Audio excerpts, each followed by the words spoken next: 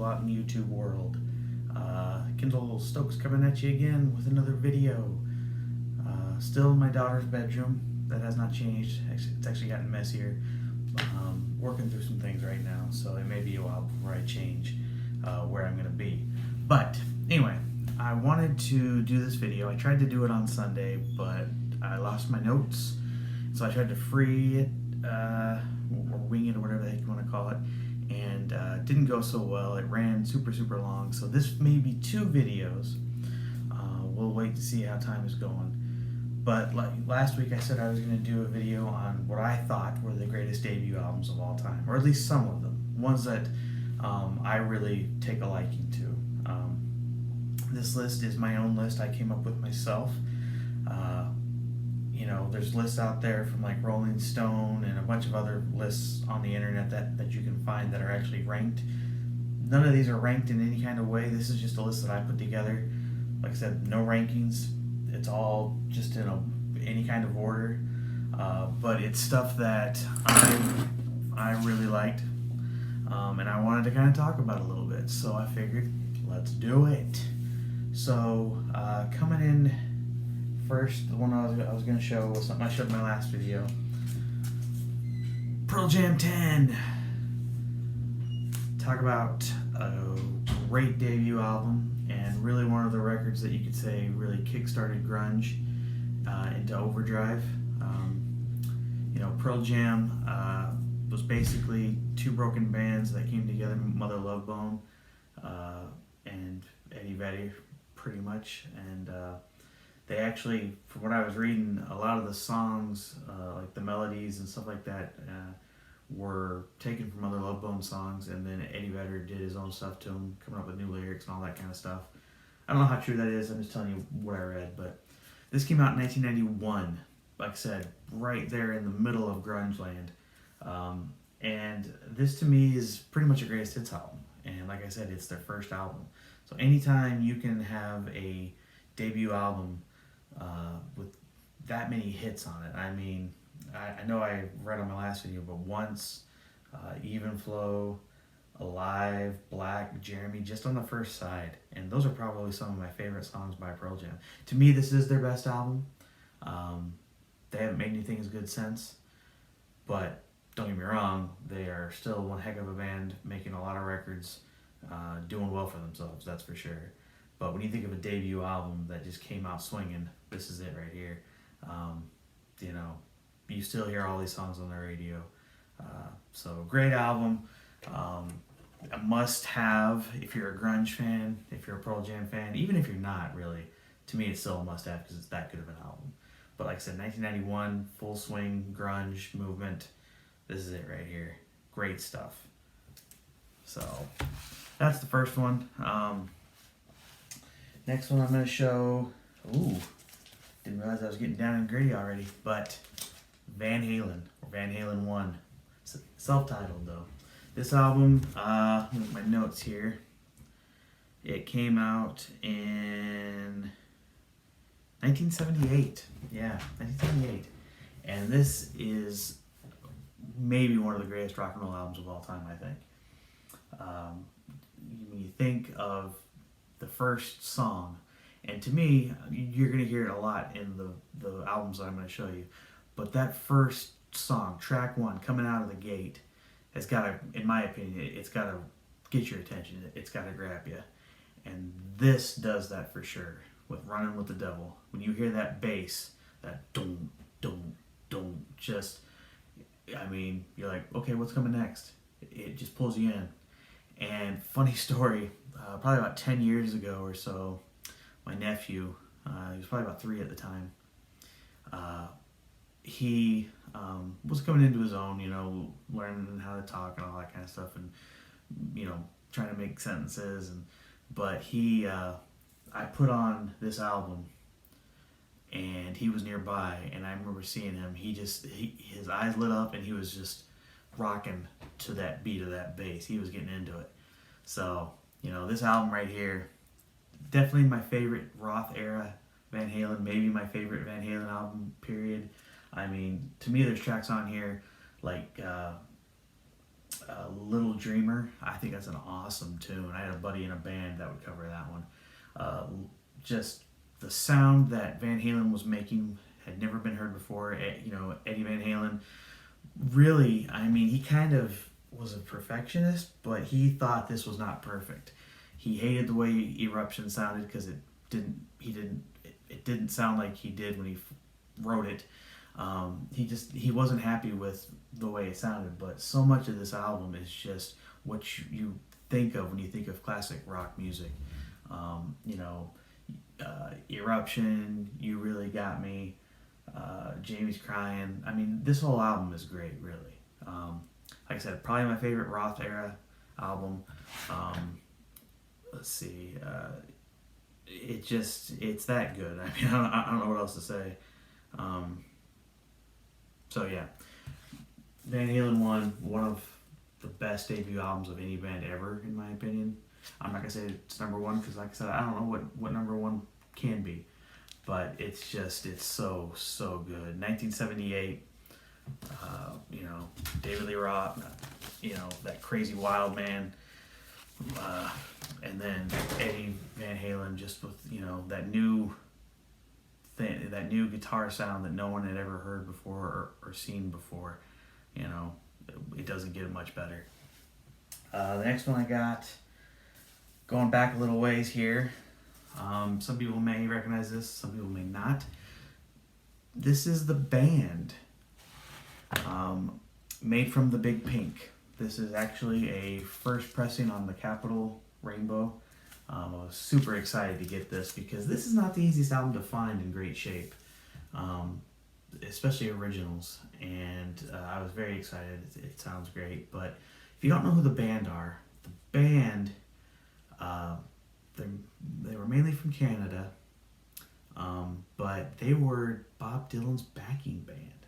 And this album came out in 1968. 1968. Just trying to bear much for my notes. 1968. They wanted to pretty much go it themselves. They enjoyed playing with Bob, but they knew that they needed to make their own sound and be themselves. And this album is amazing. It's folky, Americana, country, rock, just unique in so many different ways. Cool thing about this cover, this is actually Bob Dylan. This is a Bob Dylan painting. He did that. I didn't know that until recently. Pretty cool. He was wanting to show them some love and wishing them some luck, and he came up with this. To me, the band is they were such a big band, but yet so underrated, and that kind of surprises me. But The Weight is the song on here that I think most people know, because it was on Easy Rider, and there's that classic scene of Peter Fonda and Dennis Hopkins on their motorcycles just riding down the road, and that guitar lick came in, and they start, just classic stuff. Great album. If you don't know the band, look them up. They have a lot of great stuff. Next, I want to keep this moving here. It's one of my all-time favorite albums of all time. Not my favorite band, but just one of my favorite albums of all time, and that is Boston. They're self-titled.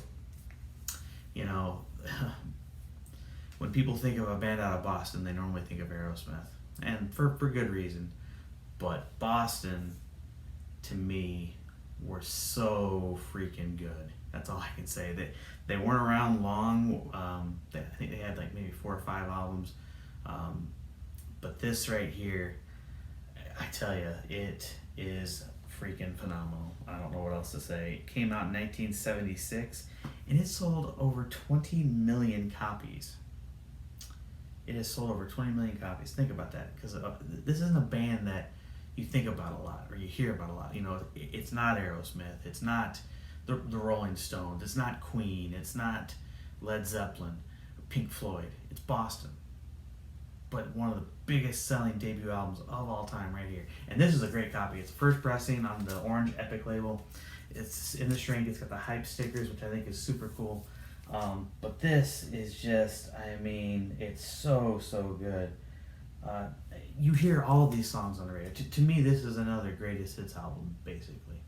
Um, it comes in with that acoustic guitar, and then the electric comes in with More Than a Feeling. Oh my gosh, every song on here is great. I love it so much. It's one of those albums that I can just put on and not go, oh, I don't want to hear that song. No, I want to hear that song because everything on it's good. They were so good, and they intertwined acoustic and rock and ballads and hard rock and guitar solos. Everything was just all in there at once.